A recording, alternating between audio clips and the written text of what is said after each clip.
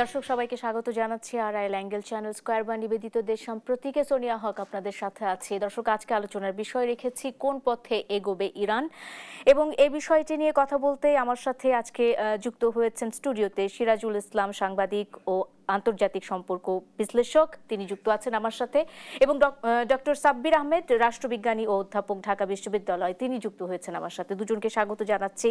এবং যেমনটা বলছিলাম, আজকে দেশ সম্প্রতিকের বিষয় রেখেছি কোন পথে এগোবে ইরান। এক ধরনের শঙ্কা কিংবা এক ধরনের অনিশ্চয়তা নিয়ে আমরা এই টপিকটা আজকে রেখেছি, শিরোনামটা আজকে রেখেছি। আমরা সবাই জানি আজ সারা বিশ্বে তোলপাড় এক ধরনের নতুন যুদ্ধের খবর হয়তো আমরা পেতে যাচ্ছি, আমরা এর মধ্যে পেয়ে গেছি। আমি একটু আলোচনাটা শুরু করতে চাই। সিরাজুল ইসলাম, আপনাকে দিয়ে আলোচনা শুরু করি। সেটা হলো যে এই যে হামলা এবং পাল্টা হামলা, এবং আমরা গতকাল দেখেছি একটি দুঃখজনক ঘটনার মধ্য দিয়ে এই হামলা আর প্রতিশোধের এক ধরনের পরিণতিতে যাচ্ছে। সবকিছু যদি মিলিয়ে বলতে চাই তাহলে পরিস্থিতি কোন দিকে যাচ্ছে, এবং যেমনটা শিরোনাম রেখেছি কোন পথে আসলে ইরান এগোচ্ছে বলে আপনার মনে হয়? সিরাজুল ইসলাম। জি, আপনাকে ধন্যবাদ সোনিয়া। তারপরে ধন্যবাদ জানাচ্ছি দেশ টিভির দর্শক শ্রোতা সবাইকে। সাথে সাথে ধন্যবাদ জানাতে চাই আমাদের সহ আলোচক ডক্টর সাব্বির আহমেদ এবং যারা কলাকুশলী হিসেবে আমাদের ভাই ব্রাদার আছেন তাদের সবাইকে ধন্যবাদ জানাচ্ছি, শুভেচ্ছা জানাচ্ছি। যে পথে এগোবে ইরান সেটা হচ্ছে আপাতত যুদ্ধের পথ, কারণ যুদ্ধ তার উপরে চাপিয়ে দিয়েছে আমেরিকা এবং ইসরায়েল। সেক্ষেত্রে এখন ইরানের সামনে যুদ্ধ করা ছাড়া আর কোনো পথ নেই। বিকজ তাদের সর্বোচ্চ নেতাকে হত্যা করেছে, সামরিক বাহিনীর চিফ অফ স্টাফকে হত্যা করেছে, প্রতিরক্ষা মন্ত্রীকে হত্যা করেছে, তারপরে আরো গুরুত্বপূর্ণ অনেক লোকজনকে হত্যা করা হয়েছে। অ্যাট দ্য সেম টাইম সর্বোচ্চ নেতার পরিবারের বেসামরিক লোকজন যারা তারা অনেকে নিহত হয়েছেন। এরপরে আমরা গতকালকেই দেখেছি যে ইসরায়েল দুটি স্কুলে হামলা চালিয়ে 100 জনের বেশি শিশু শিক্ষার্থী হত্যা করেছে। এরপরে এ পর্যন্ত ইসরায়েলি হামলায় 200 জনের বেশি ইরানি নাগরিক নিহত, তাদের বেশিরভাগই বেসামরিক লোকজন। তো এই যে একটা দেশের সরকারের এত গুরুত্বপূর্ণ ব্যক্তিত্ব এবং দেশের সর্বোচ্চ নেতাকে হত্যা করা, এটা তো কোনো আন্তর্জাতিক আইনের ভেতরে পড়ে না, কোনো আইনেই পড়ে না। সেক্ষেত্রে আমরা একথা বলতে বাধ্য হচ্ছি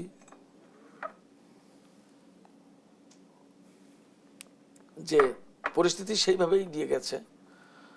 এখন এই যে হামলাগুলো হয়েছে, এত মানুষকে হত্যা করা হলো, সেক্ষেত্রে এখন ইরানকে আলটিমেটলি প্রতিশোধের দিকে যেতে হচ্ছে এবং যুদ্ধটাকে অনেক বেশি ওয়াইড রেঞ্জে নিয়ে যাবে, এটাই করতে হবে। সেক্ষেত্রে ইরানের সামনে আপাতত যুদ্ধ চাপিয়ে দিয়েছে। যুদ্ধের পথে তো আগে যেহেতু হামলা হয়েছে, পাল্টা রিয়াক্ট করেছে, রিটালিয়েট করেছে। এখন যেহেতু তারা এইরকম বড় ক্ষতির মুখে, ফলে তারা বড় রকমের যুদ্ধে জড়িয়ে গেছে এবং সেটা ঘোষণা দিয়ে এবং তা ইমপ্লিমেন্ট অলরেডি শুরু হয়েছে। এটাকে কি আমরা তৃতীয় বিশ্বযুদ্ধের দিকে এগিয়ে যাচ্ছি, আমরা এরকম টাইপের কোনো কিছু বলতে পারি? নট ইম্পসিবল, বিকজ এই মুহূর্তে আপনি দেখেন, খেয়াল করে কতগুলো দেশ এই যুদ্ধের সাথে জড়িত। ইরান, ইসরায়েল, আমেরিকা, সৌদি আরব, কাতার, সংযুক্ত আরব আমিরাত, বাহরাইন, কুয়েত, ইরাক, লেবানন, এরপরে জর্ডান, এখানে 11টা দেশ। এর সাথে যুক্ত হয়ে যাবে না আরো কিছু দেশ, তার নিশ্চয়তা নেই। এবং এই যুদ্ধের ভেতর দিয়ে চীনের যে কৌশলগত স্বার্থ যেভাবে হুমকির মুখে ফেলেছে, তাতে একটা পর্যায়ে চীন নিরুপায় হয়ে এতে হয়তো সরাসরি জড়িত হয়ে যেতে পারে, এমন আশঙ্কা রয়েছে। সরাসরি আমরা কিন্তু জানি যে এক ধরনের প্রচ্ছন্ন সহযোগিতা চীনের আছে। একেবারে প্রচ্ছন্ন বলতে কি, সরাসরি সহযোগিতা কিছু দিয়েছে, কিছু না, অনেক সহযোগিতা দিয়েছে সরাসরি। আমি সরাসরি বলতে রাশিয়ার একটা ভূমিকা আছে, রাশিয়ার ভূমিকা তো আছেই। উত্তর কোরিয়া আজকে এই ঘটনাকে সন্ত্রাসী হামলা, সন্ত্রাসী কর্মকাণ্ড বলে নিন্দা জানিয়েছে। রাশিয়াও এটাকে আন্তর্জাতিক আইনের লঙ্ঘন বলেছে, নিন্দা করেছে রুশ প্রেসিডেন্ট ভ্লাদিমির পুতিন। রাশিয়ার অন্যান্য গুরুত্বপূর্ণ নেতা, কর্মকর্তা, তারাও এটাকে ভালো চোখে দেখছে না, নিন্দা জানিয়েছে। চীন তো বলেছেই। সেক্ষেত্রে চীনের যে কৌশলগত স্বার্থটা বা রাশিয়ার কৌশলগত স্বার্থ তো আছে। একটা জিনিস হচ্ছে কি, ইরান, চীন এবং রাশিয়া, এই তিনটা দেশ একটা বলয় গড়ে তুলেছে, অ্যান্টি আমেরিকান বলয়। এই বলয়ের ইরান কিন্তু কোনো মতেই দুর্বল কোনো দেশ না, অনেক শক্তিশালী দেশ। অবশ্যই আমি আমি তো আপনার কাছে আসবো সিরাজুল এই ইসলাম। বলয়টা যদি দুর্বল হয়ে যায়, ইরান যদি এখান থেকে ছেড়ে দেয়া হয় ইরানকে, তখন এই বলয়টা ভারসাম্যহীন হয়ে পড়বে এবং রাশিয়া এবং চীন মারাত্মকভাবে ক্ষতিগ্রস্ত হবে। রাশিয়া অলরেডি ইউক্রেন যুদ্ধে জড়িত, চীনের সাথে তাইওয়ানের সংকট লাগিয়ে দেবে। তাহলে এই যে বলয় যেটা গড়ে তুলেছে সেটা তো ভেঙে যাবে। চীনের মধ্যপ্রাচ্যে এবং যদি পা রাখার জায়গা থাকতে হয় তাহলে ইরান, সেটা সেই ইরান যদি মার্কিন বলয়ে চলে যায় তাহলে আর চীনের তার কোনো অবস্থান থাকে না। যেটা যে বেল্ট অ্যান্ড রোড ইনিশিয়েটিভ যেটা চীনের, সেই বেল্ট অ্যান্ড রোড ইনিশিয়েটিভের তো হাব হচ্ছে ইরান। সেই ইরান যদি হাত ছাড়া যায়, চীনের অর্থনীতি কোথায়? ইরানের সাথে চীনের অর্থনীতি ভীষণভাবে জড়িত, তার জ্বালানি এবং তার আদার আদার পণ্যের ব্যবসা। চীনের পণ্য ইরানে যায়, ইরানের তেল গ্যাস চীনে যায়, এরকমভাবে। এবং হরমুজ প্রণালীর কন্ট্রোল একটা ইম্পর্টেন্ট, কারণ হরমুজ প্রণালী এখন ইরানের কন্ট্রোলে। যখন আমেরিকার বলয়ের কোনো দেশে বা আমেরিকার কন্ট্রোলে চলে যাবে, তখন তো হরমুজ প্রণালীতে বা মধ্যপ্রাচ্যে টোটালি ভীষণভাবে কোণঠাসা হয়ে পড়বে চীন। তো এই অবস্থা তো তৈরি করতে দিতে চাইবে কিনা সেটা একটা তাদের নিজেদের স্বার্থেই আসলে এই যে বলয়টি আপনি বলছেন যে রাশিয়া এবং ইরান, চীন, এই মানে ট্রায়ো বলয়টি টিকিয়ে রাখতে হবে এমনটাই তো। এবং এর মাঝখানে আবার পরবর্তীতে অন্য কোনো দেশ যুক্ত হবে কিনা সেটাও বিবেচ্য। আমি আপনার কাছে ফিরে আসব, কারণ আপনি বলছিলেন ইরান আসলে শক্তিশালী দেশ। কোন কোন দিক থেকে শক্তিশালী, কিভাবে শক্তিশালী, এই বিষয়টি নিয়ে আপনার কাছে প্রশ্ন থাকবে। আমি একটু ডক্টর সাব্বির আহমেদ আপনার কাছে আলোচনায় চলে যেতে চাই। এই যে মধ্যপ্রাচ্যের এই ধরনের এক ধরনের মানে নাটকীয় পরিবর্তনই আমরা বলতে পারি, এবং তার মধ্যে আমরা গতকাল শুনেছি যে জনাব মানে আয়াতুল্লাহ খামেনির এই ধরনের পতন বা তার মৃত্যু, যেটিকে যাই বলি না কেন, সেটি কি আসলে একটা শাসনের পতন বা শাসনের শেষ হলো বা পরিসমাপ্তি হলো, নাকি যদি বলি যে ভূ রাজনৈতিক পরিমণ্ডলে এক ধরনের নতুন মানে মাত্রার ইঙ্গিত দিচ্ছে, এমনটা কি আমরা বলতে পারি কিনা? কি মনে হয় ডক্টর সাব্বির আহমেদ, এর ফলে পরিবর্তনটা কোথায় আসবে? রেজিম চেঞ্জের কথা বলা হচ্ছে। আপনাকে আপনি যেটা বলছেন যে শাসনের পরিবর্তন, আমার মনে হয় যে ইরানের ক্ষেত্রে এটা বলা এত সহজ নয় আর কি এখনই। কারণ এই যে রেজিমটা, এই রেজিমটা কিন্তু একটা বিপ্লবের মধ্য দিয়ে প্রতিষ্ঠিত হয়েছে সেই 1979, 46 বছর। হ্যাঁ, দীর্ঘ সময় ধরে এবং এর একটা আইডিওলজিক্যাল বেসিস কিন্তু আছে। সেটা হলো আমরা সবাই জানি যে ইসলামের দুইটা মেজর গ্রুপ আছে, একটা হলো সুন্নি আর এই গ্রুপটা হলো শিয়া। তো শিয়া ইসলামিক বেইজের উপরে এই বিপ্লবটা দাঁড়িয়েছিল, সুতরাং এটার রুট কিন্তু অনেক গভীরে। সুতরাং এই আপনি ফরেন বিশ্লেষণগুলো দেখলেও তারাও কিন্তু এই বিষয়ে খুবই কনসার্ন যে এত সহজে তারা যেটাকে রেজিম চেঞ্জ বলতে চায়, এটা সহজে হবে না। এটা অনেক মানে এটা যখন করতে যাবে তখন ইরানের যে অভ্যন্তরীণ যে স্থিতিশীলতা সেটা নানানভাবে ভেঙে পড়ার সম্ভাবনা থাকবে। সুতরাং এটা এত সহজ হবে না। এবং পরাশক্তিগুলো এটাও চায় না যে ইরান অভ্যন্তরীণভাবে একটা অস্থিতিশীল দেশ হয়ে যাক, এটা তাদের স্বার্থেরও বিপরীতে যেতে পারে। যেটা সমস্যাটা হয়েছে আমার কাছে মনে হয় যে আমেরিকা অতিমাত্রায় ইসরায়েলের একটা ট্র্যাপের মধ্যে চলে গেছে আর কি। মানে ইসরায়েলকে অতিরিক্ত সুবিধা দিতে গিয়ে এই ইসরায়েলের ট্র্যাপে পড়ে এই ইরানের উপরে সে ইসরায়েলের সাথে মিশে সে এই যুদ্ধটা চালাচ্ছে। কারণ ইসরায়েল দীর্ঘদিন যাবত আমেরিকাকে ইনস্টিগেট করে যাচ্ছে, আক্রমণ করো। শেষ পর্যন্ত সেই ট্র্যাপেই বলা হয় যে আপনি দেখছেন যে এই যে আয়াতুল্লাহ খোমেনি বা এই যে খামেনি যাদেরকে হত্যা করা হলো, এই বিষয়ে কিন্তু কংগ্রেসেরও কোনো অনুমোদন নাই। এবং এটা তো সুস্পষ্ট আন্তর্জাতিক আইনের লঙ্ঘন, বা জাতিসংঘেরও কোনো অনুমোদন নাই। সুতরাং একেবারে একক সিদ্ধান্তে এই ধরনের একটি কাজ হয়ে গেল আর কি। আমরা দেখি যে সুতরাং এইটা আমার মনে হয় যে এটা মানে ইরান এই জায়গা থেকে কোন দিকে আগাবে, যেটা আমাদের সিরাজ ভাই বললেন যে যুদ্ধের দিকে হয়তো তাকে যেতে হবে। কিন্তু একই সাথে আমার মনে হয় যে ইরানকে তার ইন্টারনাল যে পরিস্থিতি, সেই পরিস্থিতির দিকেও একটু নজর দেওয়ার প্রয়োজন রয়েছে বলে আমি মনে করি। কারণ আপনি দেখেন যে যুদ্ধকালীন পরিস্থিতির মধ্যেও কিছু কিছু জায়গায় কিন্তু বিক্ষোভ আছে, এটা কিন্তু বাস্তবতা।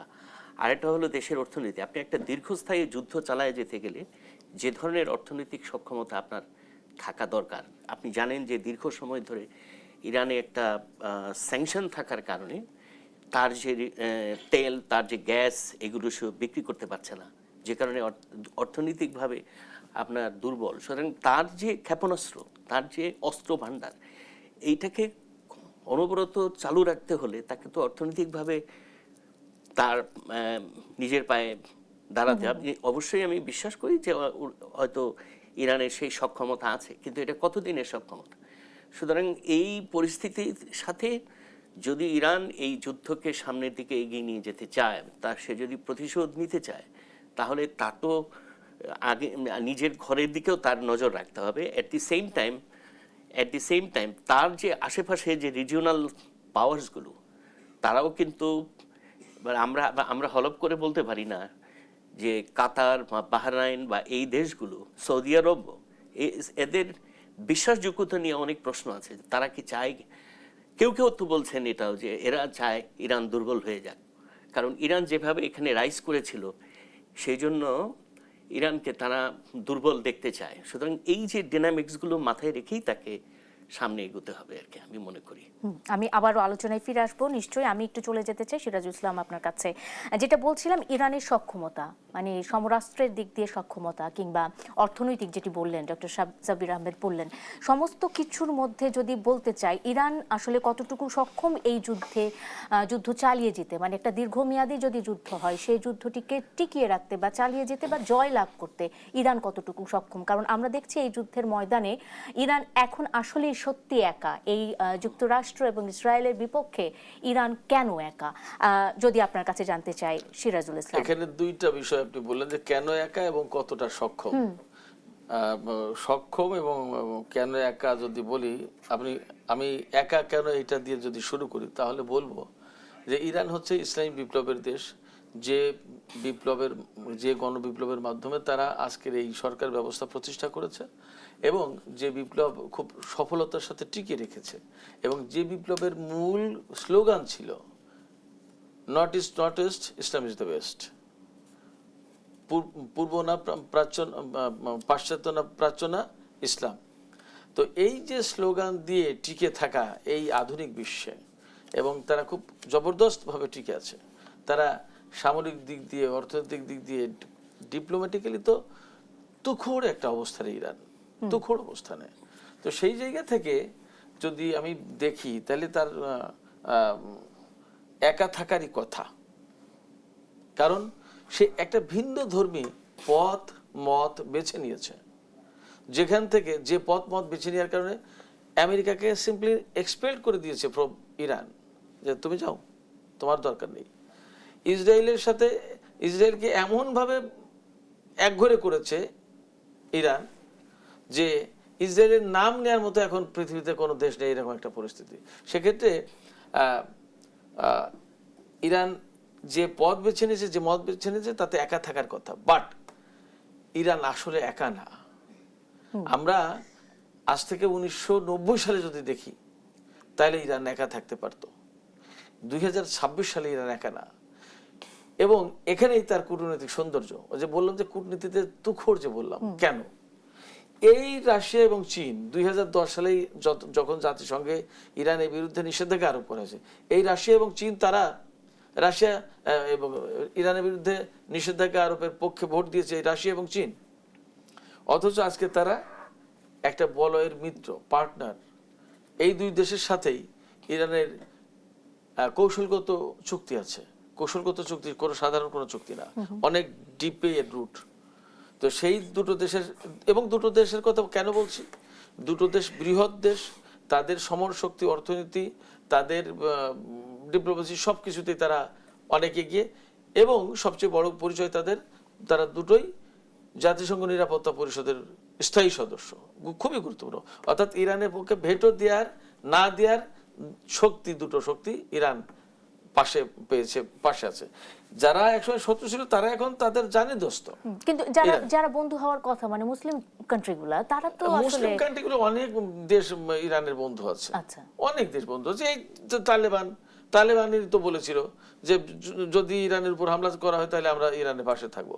পাকিস্তান বলেছিল যে আমরা আমাদের ঘাঁটি মাটি, আমাদের আকাশ সীমা, জলপথ কোনোটাই ব্যবহার করতে দেবো না হামলার জন্য। এবং আজকে আপনি জানেন কি যে আজকে পাকিস্তানের করাচি শহরে মার্কিন কনসুলেটে হামলা হয়েছে, বিভিন্ন জায়গায় হামলা হয়েছে, জাতিসংঘ দপ্তরে হামলা হয়েছে এবং 8 থেকে 10 জন মানুষ মারা গেছে। ইরাকে এরকম একই অবস্থা। সিরিয়ার তো ভীষণ বন্ধু পরায়ণ দেশ, মধ্যপ্রাচ্যের সবচেয়ে ঘনিষ্ঠ বন্ধু ছিল তো সিরিয়া। তুরস্কের সাথে তার যথেষ্ট ভালো সম্পর্ক, অন্তত ছুরি কাটাকাটি সম্পর্ক না। কাতারের সাথে খুবই ভালো সম্পর্ক, ওমানের সাথে ভালো সম্পর্ক, কুয়েতের সাথে ভালো সম্পর্ক, এই লেবাননের সাথে খুবই ভালো সম্পর্ক। আর ফিলিস্তিনের গাজা, হামাস, এ তো ইরানের তৈরি বলবো। সংকটটা যেখানে, এই যে এখন ইরান এদের যে সমস্ত দেশগুলোতে হামলা চালাচ্ছে বলে আমরা দেখছি, এই দেশগুলো ইরানের সাথে শত্রুতা করছে সেই জন্য হামলা চালাচ্ছে, নট দ্যাট। এই দেশগুলোতে অনেক আগেই মার্কিন ঘাঁটি আছে, এই ঘাঁটিগুলো জোর করে এই দেশগুলো ঘাঁটি ব্যবহার করতে দিতে চায়নি, আগেই ডিক্লেয়ার করেছিল, আপনি নিশ্চয়ই জানেন। সৌদি আরব, সংযুক্ত আরব আমিরাত, কাতার সবাই বলেছিল যে আমাদের ঘাঁটি তোমরা ব্যবহার করতে পারবে, কুয়েত, ইরাক সবাই। কিন্তু এদের এমন শক্তি নেই যে শক্তি দিয়ে আমেরিকাকে ঠেকিয়ে রাখবে যে আমাদের ঘাঁটি তুমি ব্যবহার করতে পারো না। আমেরিকা যদি জোর করে সেখান থেকে ব্যবহার করে তো এই দেশগুলোর কোনো কিছু করার নেই। ফলে এই দেশগুলোর মার্কিন ঘাঁটিতে হামলা চালাচ্ছে ইরান, এই দেশগুলোর উপরে হামলা চালাচ্ছে না, এবং এই দেশগুলো ইরানের বন্ধু নয় তেমনটাও না। কিন্তু এই যে হামলা চালাচ্ছে ইরান মার্কিন ঘাঁটিতে এই সমস্ত দেশের, এটিকে আসলে মানে কোন ধরনের হামলাই কি গ্রহণযোগ্য তো নয়।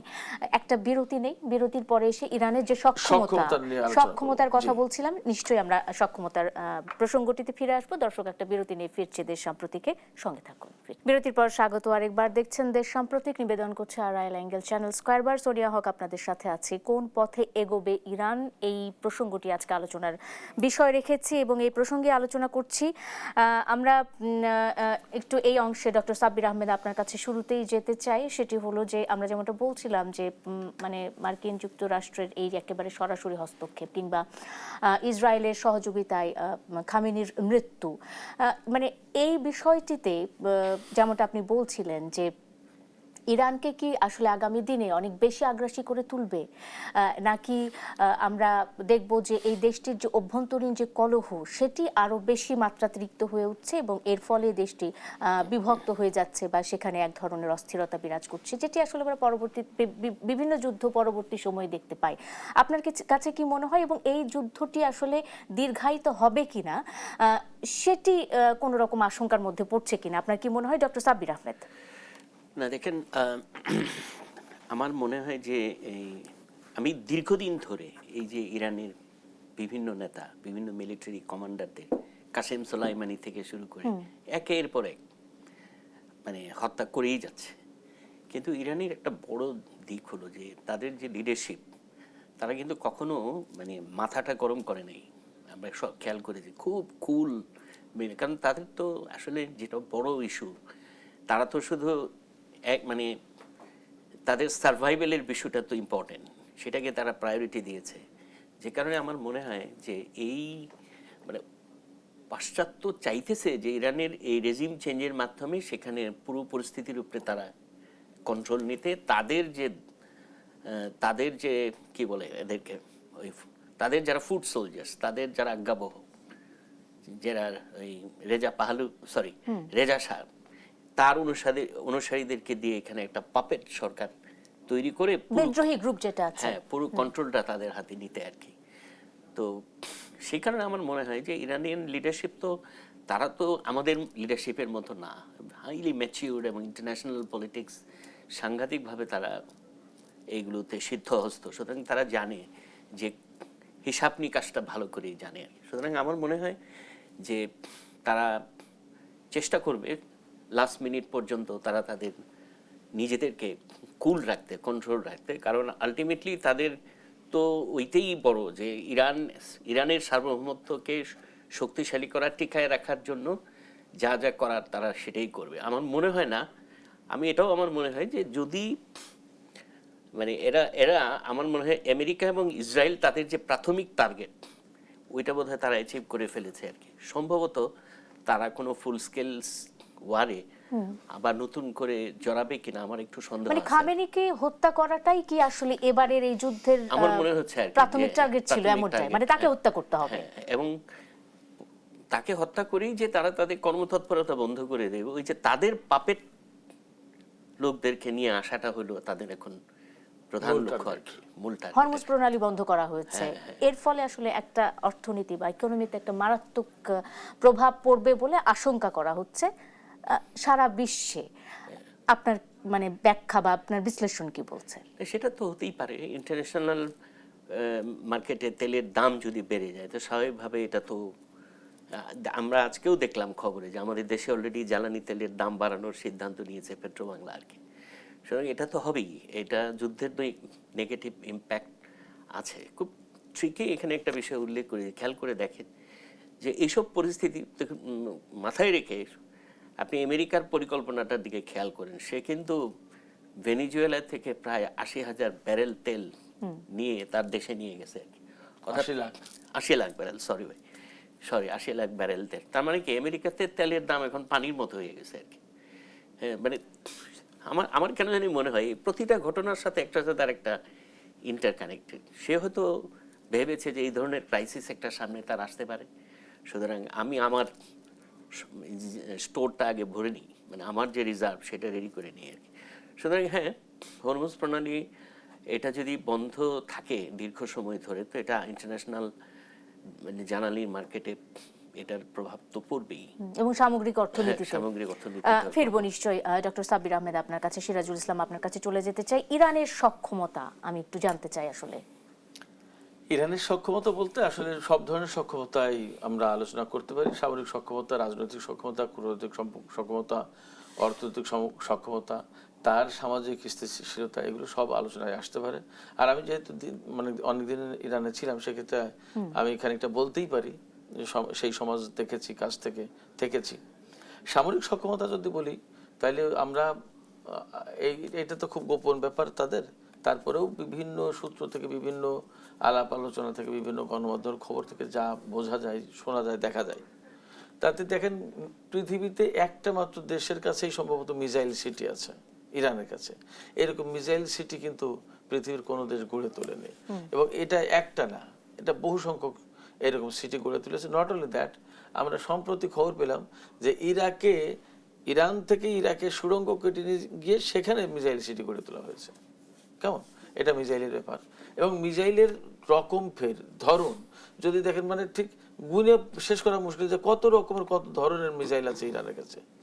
এবং এই মিসাইলগুলো যে খুব অকার্যকর, মানে মারলাম যেখানে সেখানে গিয়ে পড়লো, নট দ্যাট, এগুলো যথেষ্ট কার্যকর। এবং আমরা সেই প্রমাণ দেখেছি ইসরায়েলের সাথে গত জুনের 12 দিনের যুদ্ধে, প্লাস তার আগে আরো 2 দফা অপারেশন ট্রু প্রমিস 1, 2, 3, এগুলোতে আমরা দেখেছি এবং এখন দেখছি। এই যে আজকেই একটু আগে খবর দেখলাম যে ইরান এই সর্বোচ্চ নেতার মৃত্যুর পর ইরান ঘোষণা করেছে তারা ইতিহাসের সবচেয়ে বড় হামলা চালাবে ইসরায়েল এবং আমেরিকার ঘাঁটিগুলোর উপরে, এবং তা শুরু করেছে। ইসরায়েলে আজকেই 9 জন মারা গেছে। আপনি খেয়াল করে দেখবেন যে আগের যুদ্ধে সম্ভবত 12 দিনের যুদ্ধে মোটমাট 30 জন মনে হয় লোক মারা গিয়েছিল ইসরায়েলে। পরবর্তীতে অন্য খবর এসছে মোসাদের হেডকোয়ার্টারে হামলায় 36 জন নাকি মারা গিয়েছিল, সেটা ভিন্ন কথা, কিন্তু আজকেই 9 জন মারা গেছে। এবং আমেরিকান সোলজার, এই কিছুক্ষণ আগে খবর দেখলাম আল জাজিরাতেই 3 জন মারা গেছে আমেরিকান সোলজার, এবং 5 জন মারাত্মকভাবে আহত। এবং তারা যে হাইপারসোনিক ক্ষেপণাস্ত্রটা ব্যবহার করছে, এই ক্ষেপণাস্ত্র ঠেকানোর মতো প্রযুক্তি ইসরায়েল আমেরিকা কারো কাছে নেই। আচ্ছা, শুধু তাই না, এই যে ড্রোন, যে কামিকাজে ড্রোন 136, 139, 131 মনে হয়, এই কামিকাজের যে শাহেদ সিরিজের ড্রোনগুলো, এই ড্রোন দিয়ে তো রাশিয়া ইউক্রেনে বাজিমাত করেছে। এবং সেই ড্রোন ব্যবহার করেছে, গতকালকে আমরা দেখেছি যে বাহরাইনে যে আমেরিকার যে 5th ফ্লিট যে ঘাঁটিটা, 5ম নৌবহরের যে ঘাঁটি, সেই ঘাঁটির রেডার সিস্টেমের উপরে একটা ডাইরেক্ট হিট করেছে এই ড্রোন গিয়ে কামিকাজে শাহেদ 136। তারপরে at a time Iran at a time আমেরিকার সাথে যুদ্ধ করছে, পরমাণু শক্তিধর দেশ ইসরায়েলের সাথে যুদ্ধ করছে, এবং এদের ইকুইপমেন্ট, এদের সামরিক প্রযুক্তিগুলো কত হাই কোয়ালিটির লেটেস্ট সেটা তো আমরা সবাই কম বেশি জানি। এর সাথে মধ্যপ্রাচ্যে যতগুলো ঘাঁটি আছে প্রত্যেকটা ঘাঁটিতে হামলা করবে বলে কথা তারা ওয়াদা করেছিল, এক ধরনের ঘোষণা দিয়েছিল, এবং সেটা ইমপ্লিমেন্ট করেছে, এবং একইভাবে সেটা চলছে। নট অনলি দ্যাট, আজকে কিছুদিন আগে এমন খবর এসছে যে যে আব্রাহাম লিঙ্কন যেটা বিমানবাহী রণতরী আরব সাগরে যেটা মোতায়েন করা হয়েছে তার উপরে হামলা চালিয়েছে। আমেরিকা যদিও অস্বীকার করেছে, বাট ইরান বলেছে যে আমরা 4টা ব্যালিস্টিক ক্ষেপণাস্ত্র হামলা চালিয়েছি। এবং ইরান কিন্তু গতকালকেই বলেছে যে আমরা প্রথম দিন যে সমস্ত অস্ত্র ব্যবহার করলাম এগুলো আমাদের পুরনো গুদামের পুরনো অস্ত্র, আমরা নতুন এখনো অনেক কিছু বের করিনি, এবং আমরা এমন কিছু বের করবো যা দেখলে আমেরিকা এবং ইসরায়েল থান্ডার্ড হবে, অ্যাস্ট্রনিস্ট হবে। আমি একটা বিরতি নেই। এই হলো মোটামুটি একটা সামরিক সক্ষমতা। একটা মানে আমরা খুব সংক্ষেপে একটু জানলাম, নিশ্চয়ই সিরাজুল ইসলাম আমরা বিরতির পরে এসে আরো জানবো আপনাদের কাছে। একটা বিরতির সময় হচ্ছে দর্শক, একটা বিরতির সময় হচ্ছে। আর অ্যাঙ্গেল চ্যানেল স্কয়ার বা নিবেদিত দেশ সাম্প্রতিকে ফিরছে, এক্ষুনি সঙ্গে থাকুন। বিরতির পর স্বাগত আরেকবার, দেখছেন দেশ সাম্প্রতিক, নিবেদন করছে আর অ্যাঙ্গেল চ্যানেল স্কয়ার বার। সোনিয়া হক আপনাদের সাথে আছি। দর্শক, আলোচনায় ফিরতে চাই, ডক্টর সাব্বির আহমেদ এই অংশে আপনার কাছে আলোচনাতে ফিরতে চাই। সেটি হলো যে এই যে যুদ্ধের প্রভাব অর্থনীতিতে এক ধরনের প্রভাব, মারাত্মক প্রভাব ফেলতে পারে এমনটাই আশঙ্কা করছে বাংলাদেশ সহ সারা বিশ্বের মানুষ। এবং সেই সাথে যদি বলতে চাই, মধ্যপ্রাচ্যে বাংলাদেশি জনশক্তি আছে, আমাদের একটা বিশাল সংখ্যক জনশক্তি সেখানে কাজ করে, এবং আমরা সেখানে হামলার ঘটনা দেখছি, কিংবা যদিও মার্কিন ঘাঁটিগুলোতে হামলা করা হচ্ছে বা কিছু, তারপরও কি তাদের নিরাপত্তার ইস্যুটা এখানে প্রাধান্য পাবে কিনা? আমি আজকেও তো দেখলাম যে একজন বাংলাদেশি সহ কয়েকজন প্রবাসী মারা গেছে। সুতরাং এটা অবশ্যই মানে ইরানে বাংলাদেশি এমবেসি এটা খেয়াল করবেন। তারা আশা করছি যে তারা বাংলাদেশি যারা জনশক্তি যারা যেখানে কাজ করছেন তারা যেন নিরাপদে থাকে, এই বিষয়ে সরকারের পক্ষ থেকেও এমবেসির সাথে যোগাযোগ করে তারা যেন নিরাপদ থাকে সেই বিষয়ে তারা উদ্যোগ গ্রহণ করবেন। এবং এই যেটা হয় অনেক সময় যুদ্ধকালীন সময় আমরা দেখেছি, ওই আগের যখন এই ইসরায়েল প্যালেস্টাইন, তখন ওই মানে যারা আমাদের রেমিটার যারা দেশের বাইরে, তারা অনেক সময় রেমিটেন্সটা ওই যুদ্ধের পরিস্থিতির কারণে অনেক সময় তারা পাঠায় না, মনে করে দেখি কি পরিস্থিতি দাঁড়ায় দেশে, কারণ তার পরিস্থিতিও তো অনিশ্চয়তার মধ্যে পড়ে যায় আর কি, যে যদি কোনো কারণে তার কাজ চলে যায় তখন সে ওইটা তৎক্ষণাৎ টাকাটা আর পাঠায় না, নিজের জন্য জমা করে রাখে। তো এরকম যেটা হয়, তো তখন ওই সময় কিন্তু রেমিটেন্সের উপর একটা চাপ পড়েছিল আমরা জানি আর কি। তো এরকম পরিস্থিতি হয়তো আশা করি যে আমরা হবে না, পরিস্থিতি আস্তে আস্তে ভালো হয়ে যাবে, আশা করি যে পরিস্থিতি যেখানে মার্কিন মুলুক আছে কিংবা ইসরায়েল আছে, সেখানে আসলে আমাদের এই আশা করাটা কতটুকু যৌক্তিক? ডক্টর সাব্বির আহমেদ, আমার ধারণা যে আমি কেন জানি আমার মনে হয় যে ফুল স্কেল ওয়ারের দিকে হয়তো যাবে না কোনো পক্ষই। হ্যাঁ, কারণ তখন এখানে ওই যে যেটা উনিও ইঙ্গিত দিলেন ওনার কথার মধ্য থেকে, যে যদি রাশিয়া বা চীন যে তারা যদি মনে করে যে তাদের ইন্টারেস্ট ব্যাপকভাবে ক্ষতিগ্রস্ত হচ্ছে, তখন তো এটা ওই অনেকটা তৃতীয় বিশ্বযুদ্ধের দিকে মোড় ঘুরিয়ে নিতে পারে আর কি। সেখানে আমার মনে হয় প্লাস মধ্যপ্রাচ্যের যে তেলের ফ্লো, এটা কিন্তু এখনো বিশ্ব অর্থনীতির মূল চালিকা শক্তি মধ্যপ্রাচ্যের। ওই জায়গাটা, ওই পরিস্থিতি কেউ হতে দেবে বলে আমার মনে হয় না। এবং যুক্তরাজ্য, এই যে মানে ইউরোপের দেশগুলো, তারাও তো চায় যে এই হরমুজ প্রণালী যেন স্বাভাবিকভাবে তারা তেল নিতে পারে আর কি। এই ক্ষেত্রে ইউরোপিয়ান কান্ট্রিগুলো কি কোনো রকমের প্রেসার ফেলতে পারবে, প্রেসার ক্রিয়েট করতে পারবে আমেরিকা ইসরায়েলের উপর? তারা তো চেষ্টা করছে, তারা তো বলছে যে এটা দ্রুত বন্ধ, মানে এই ধরনের যুদ্ধের বিপক্ষে তারা এটা তারা নিন্দা জানাচ্ছে আর কি। তো যদি এটা তাদের অর্থনীতিতে ডাইরেক্ট ইম্প্যাক্ট তৈরি করে, তখন তো তারা বাধ্য হয়ে তারা সেটা বলবেই।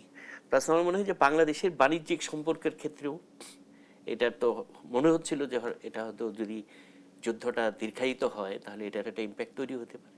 আজকেও আমরা দেখলাম যে ৭৯টার মতো ফ্লাইট বাংলাদেশের বন্ধ হয়ে গেছে। বন্ধ হয়ে গেছে। বন্ধ হয়ে গেছে, এটা তো আবার বোধহয় চালু হয়েছে না? না, এখন পর্যন্ত বাতিল আছে। এখনো বাতিল হ্যাঁ, আছে আর কি।